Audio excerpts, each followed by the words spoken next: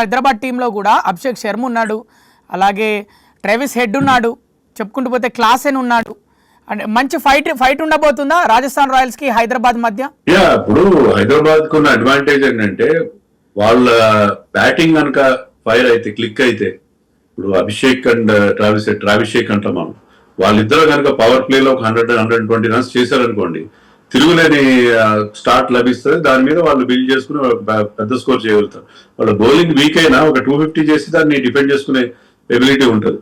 So అది వాళ్ళకున్న strength. అదే ముఖ్యంగా ఉప్పల్ స్టేడియంలో కూడా చాలా బ్యాటింగ్ పిచ్, ఫ్లాట్ కండిషన్స్ ఉంటాయి కాబట్టి, సో దాన్ని బ్యాటింగ్ నమ్ముకోవాలి. బ్యాటింగ్ నమ్ముకుని వాళ్ళు బరిలోకి దిగాలి. బౌలింగ్ వీక్నెస్ ఉంది, బ్యాటింగ్ లో ఫైర్ పవర్ ఖచ్చితంగా ఉంది. ఎందుకంటే ఈ లాస్ట్ మ్యాచ్ లో ఎస్ఆర్హెచ్ లాస్ట్ మ్యాచ్ లో మనం చూసింది ఏంటంటే, ఒకవేళ Travis head, Abhishek Sharma, Ishan Kishan fail అయినా నితీష్ రెడ్డి క్లాస్ అని కూడా చాలా మంచి బ్యాటింగ్ చేస్తున్నారు.